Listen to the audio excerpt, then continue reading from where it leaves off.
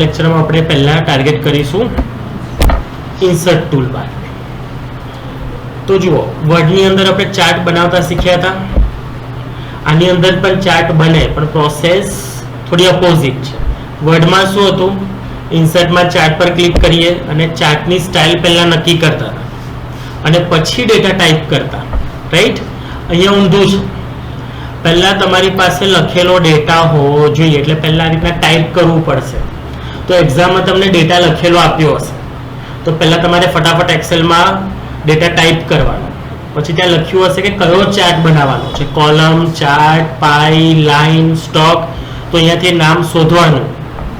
જેમ કે મને કીધું છે કોલમ ચાર્ટ, તો તમારે કોલમ ચાર્ટ બનાવવાનો. ફોર એક્ઝામ્પલ ડેટા સાચો લખ્યો અને કોલમની જગ્યાએ તમે બનાવી દીધું બાર ચાર્ટ, તો માર્ક્સ કપાઈ જશે.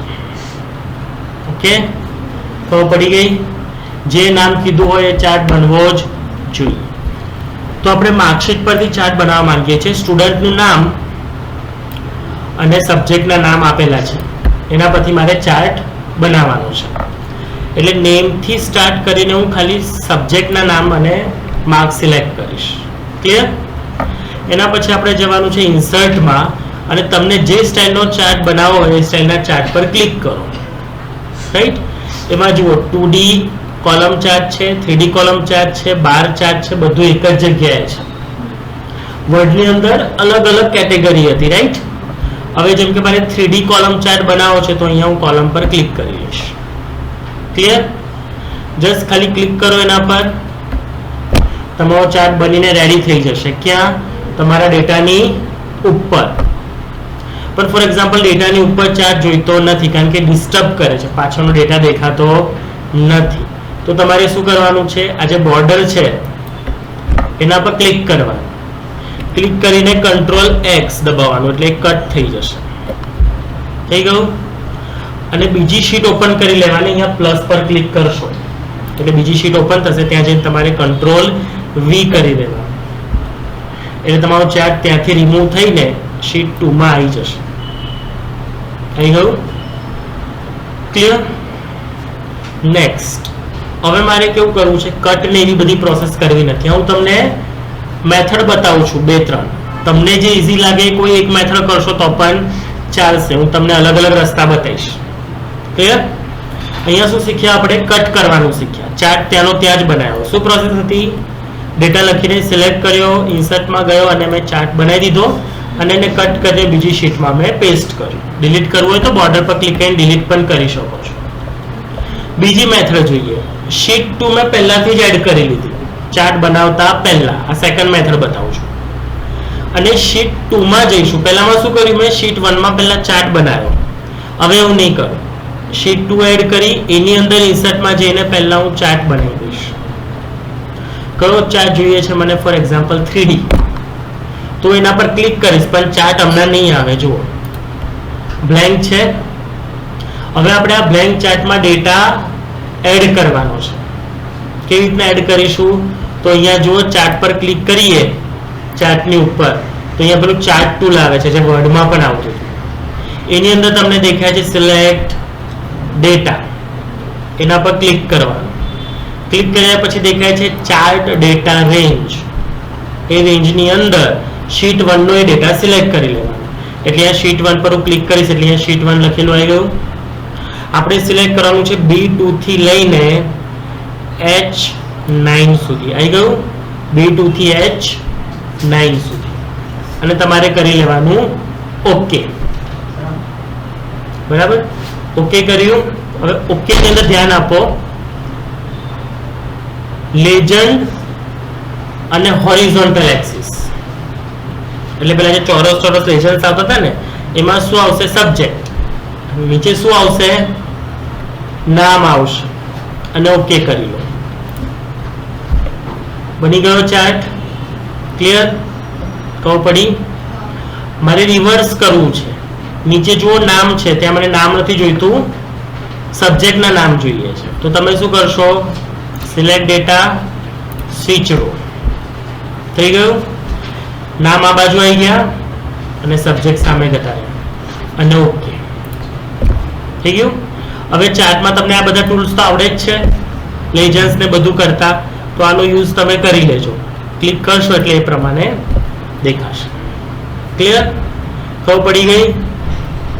આ થઈ સેકન્ડ મેથડ. હવે આપણે જોઈએ પાઇવોટ ચાર્ટ. અહીંયા બધું મારે કરવું પડ્યું, ડેટા સિલેક્ટ કરવો પડ્યો ને એવું બધું કરવું પડ્યું.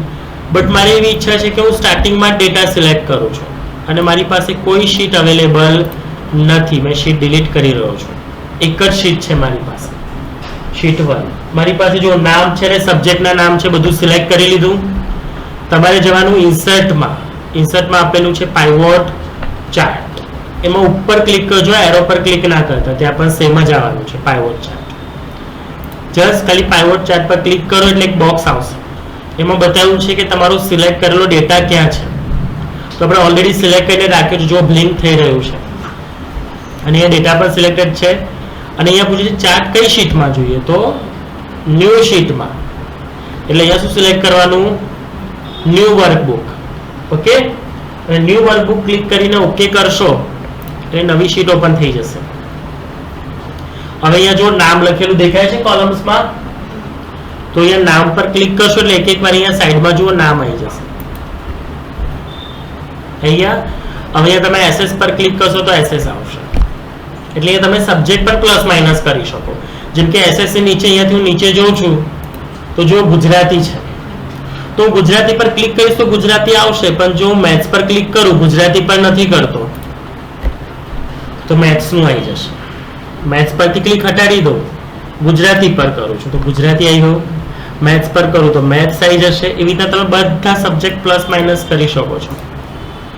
આ બધું વર્ડમાં પોસિબલ નથી. પાઇવોટ ચાર્ટ ઓનલી એક્સેલમાં આવે. અહીંયા બધા ચાર્ટ.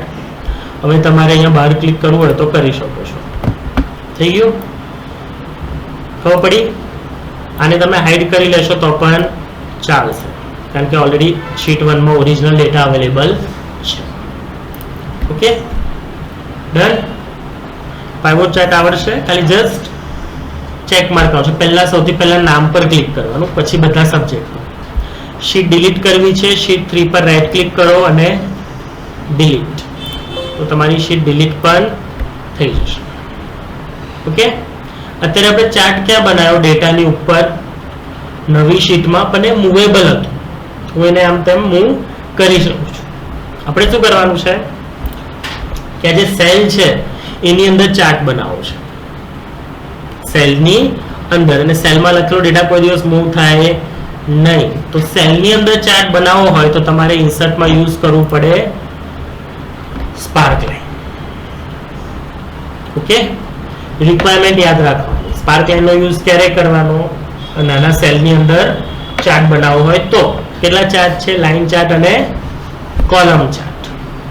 સૌથી પહેલા જ્યાં ચાર્ટ જોઈએ છે એની સાઇઝ એટલે કે વિડ્થ અને હાઈટ બંને વધારો. આ મેં હાઈટ વધારી દીધી અને અહીંયાથી વિડ્થ વધારી દીધી, કારણ કે ચાર્ટની સાઇઝ ઘણી લાંબી આવશે. ઓકે, હવે હું સ્પાર્કલાઇન થી ચાર્ટ બનાવીશ એટલે અહીંયા સ્પાર્કલાઇન નું ટૂલ આવી જશે.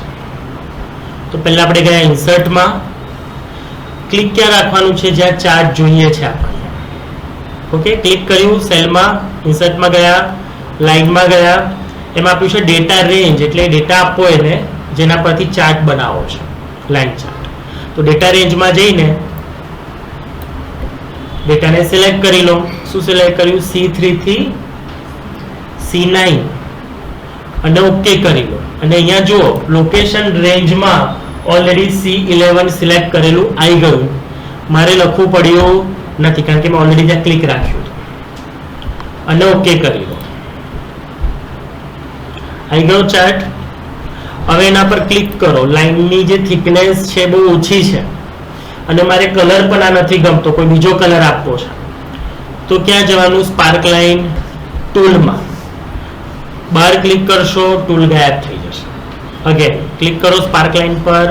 એમાં સ્પાર્કલાઇન ટૂલમાં સ્પાર્કલાઇન આવશે. એમાં અહીંયા આપ્યું છે માર્કર કલર અને સ્પાર્કલાઇન કલર. એનો યુઝ આપણે જોવાનો છે. તો પહેલા આપણે જોઈએ સ્પાર્કલાઇન કલર. મને કયો કલર જોઈએ છે ડિસાઈડ કરો. કેમ કે મારે ડાર્ક બ્લુ જોઈએ છે તો હું ડાર્ક બ્લુ પર ક્લિક કરીશ. થિકનેસ વધારવી છે, સ્પાર્કલાઇન કલર, વિડ્થ, અને અહીંયાથી વિડ્થ સિલેક્ટ કરી લો. થઈ ગઈ વિડ્થ, વધી ગઈ. પછી નીચે એક ઓપ્શન છે માર્ક કલર. એ જે લોએસ્ટ પોઈન્ટ છે ને ત્યાં મારે આમ ડોટ મૂકવો છે અને હાઈએસ્ટ પોઈન્ટ છે ત્યાં પણ મારે એક ડોટ મૂકવો છે. તો અહીંયા જુઓ માર્કર છે, હાઈ પોઈન્ટ છે અને લો પોઈન્ટ છે. તો મારે હાઈ પોઈન્ટ માર્ક કરવો છે ત્યાં હું ક્લિક કરીશ. હાયર પોઈન્ટને આપણે ગ્રીન કલર આપીશું તો હું ગ્રીન પર ક્લિક કરીશ એટલે જુઓ હાયર પોઈન્ટમાં ગ્રીન ડોટ આવી ગયા, અહીંયા તમે જોઈ શકો છો. લોઅરમાં મારે રેડ ડોટ આપવો છે તો અગેન માર્કર કલર, લો પોઈન્ટ અને હું રેડ સિલેક્ટ કરીશ. જુઓ આવી ગયો રેડ ડોટ. સેમ એવી રીતના મારે બાર ચાર્ટ બનાવવો છે કોલમની જેમ. સિલેક્ટ કર્યું, જે મને ચાર્ટ જોઈએ છે ત્યાં ઇન્સર્ટમાં ગયા, કોલમમાં ગયા, ડેટા રેન્જમાં આખો ડેટા સિલેક્ટ કરવાનો અને ઓકે થઈ ગયું. Chart ready. આમાં પણ તમે લોએસ્ટ અને હાઈએસ્ટ પોઈન્ટને માર્ક કરી શકો છો. હાઈએસ્ટ વાળાને ગ્રીન, લોએસ્ટ વાળાને રેડ આપીએ છીએ. ખબર પડી? હવે જેમ જેમ હું અહીંયા માર્ક્સ ચેન્જ કરું એ પ્રમાણે ત્યાં બાર પણ ચેન્જ થશે. જો 45 ની જગ્યાએ કરું છું 79. ચેન્જીસ થયા ચાર્ટમાં. ઓકે, સો ઓટોમેટિકલી ચાર્ટ પણ ચેન્જ થશે. અને ત્રીજું ઓપ્શન છે એ છે વિન અને લોસ. એ માઇનસમાં વેલ્યુ શોધવા માટે છે. જ્યાં સુધી માઇનસમાં નહીં આવે ત્યાં સુધી નહીં થાય. જુઓ વિન લોસ સિલેક્ટ કર્યો ડેટા અને ઓકે કરીશ તો બધા બાર એક સરખી સાઈઝના આવશે. જુઓ અને જેવું કોઈ વેલ્યુ લખીશ માઇનસમાં તો ઓટોમેટિક રેડ થઈને નીચે જશે. તો આનો યુઝ ક્યારે કરી શકીએ? સ્ટોક બતાવવા માટે, સ્ટોકનો ગ્રોથ. ઓકે, બાકી બધામાં યુઝ થાય નહીં. કંટ્રોલ Z કરું છું. હવે આપણે આને ડિલીટ કરવું છે તો સિલેક્ટ કરીને ડિલીટ દબાવશો તો ડિલીટ નહીં થાય. હું ડિલીટ દબાવું છું, નથી થતું. તો ડિલીટ કરવા માટે સિલેક્ટ કરો, પહેલા સ્પાર્ક લાઇનમાં જાઓ, એમાં આપ્યું છે ક્લિયરનું બટન. એ બટન પર તમે ક્લિક કરશો ત્યારે જઈને ડિલીટ થશે. પછી તમને જોઈએ તો સાઈઝ નાની મોટી કરી લે. ક્લિયર છે? ખબર પડી ગઈ સ્પાર્ક લાઇનનો યુઝ? સો આવી રીતના આપણે સ્પાર્ક લાઇન, ચાર્ટ અને પાઇવોટ ચાર્ટ એટલી વસ્તુ બનાવવાની છે. ક્લિયર? શ્યોર.